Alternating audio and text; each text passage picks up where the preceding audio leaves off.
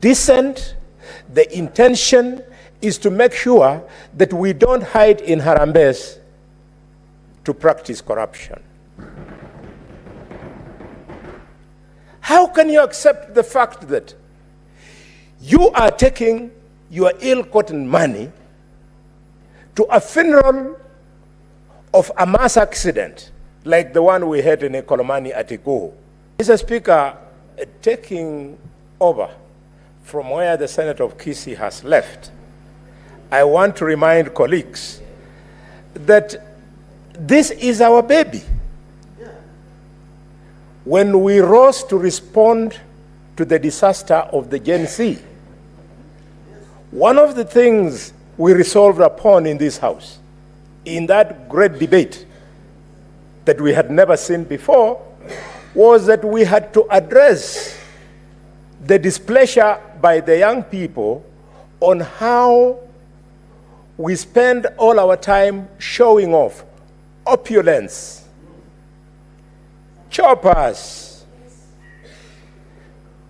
vehicles that cost over 51 million shillings.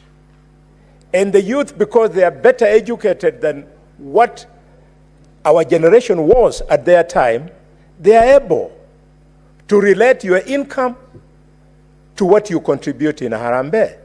So we said, let us regulate this.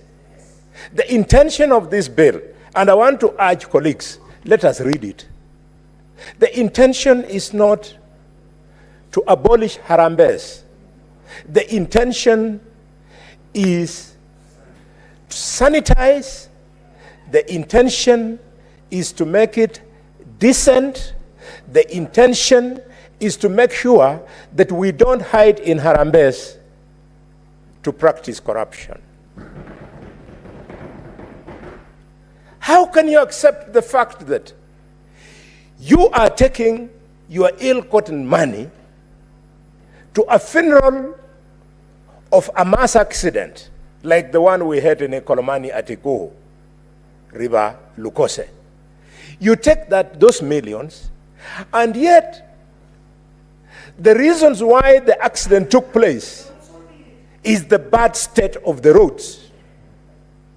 If you had a dual carriage from Nairobi to Kakamega to Busia and Uganda, the accidents that take place on these roads would be cut by over 80%. So, Senator Mungatana, thank you very much for your passion. But the point is, don't give us money which you have stolen, which would have fixed the roads, and those bad roads have caused us to die. Don't bring us that money. Allow the police to come after you so that you can be brought to order. There is still money meant for drugs in hospital. And thanks to that shortage, patients die and they come to bury us.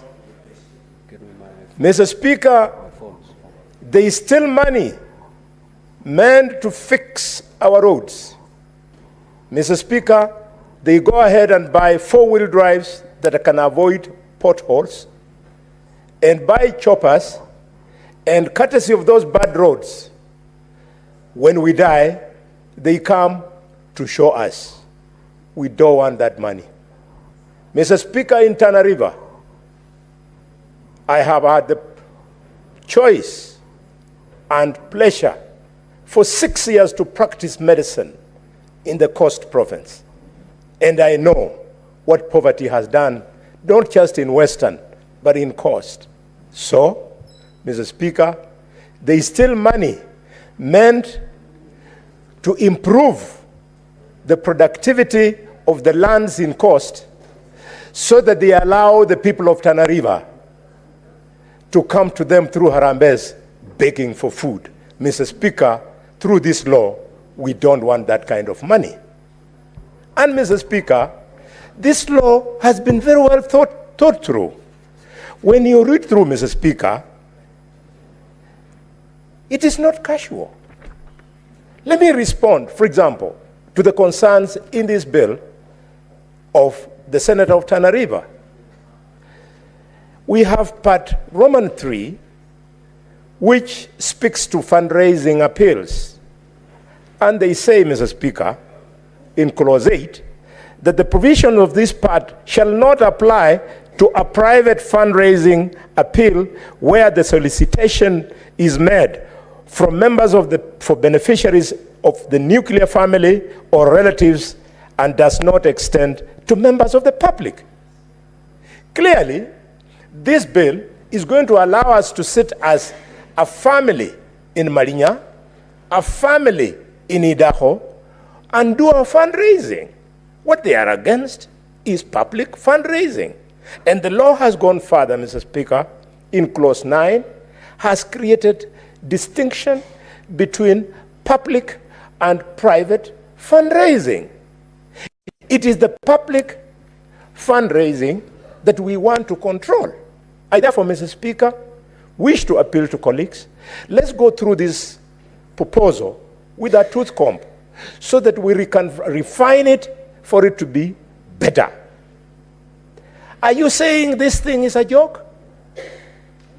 When you saw a few days ago, none other than the Catholic bishops of Kenya speak to this issue. And in fact, Mr. Speaker, in unprecedented action, Archbishop Anyolo, who for the information of this House, is a man born from Shinyalu, and he's the Archbishop here in Nairobi. Philip Anyolo has done the unthinkable. He has returned money to politicians. So when you say we are doing something that does not appeal to the public, knowing that Catholics control over 50% of the Christians in this country, knowing that the Catholics have permeated all our villages and they could possibly be the voice of the poor who we pretend to be assisting when actually thieves are using that opportunity to sanitize money that they have stolen from our coffers. We must address it so that on Sunday, when I go to church, when you go to church, when all our other politicians go, including the head of state, he can comfortably make his contribution without any worries as to the interpretation. And this law has gone further, Mr. Speaker. They have said in this law, in clause 11, they have put exemptions. Exemptions are here. Senator for Narok, if you go to clause 11, they tell you money or property collected by or under the authority of a recognized representative of a religious association is exempted. It means once the law is through, we can then go to Archbishop Anyolo and give him our contribution to help the church to be constructed. I would be the last person, Mr. Speaker, to fight the Harambee spirit, because if it had not been for the 100 shillings in 1976, which Mwiriza Lihalanganga gave me as a contribution to my Harambee, I would not have finished my education in Musingo High School. Mr. Speaker, Musingo High School, one of the top schools in this country, was started by the spirit of Harambee. Shibwe Hospital today, which I have created from a dispensary, that dispensary was started by Harambee.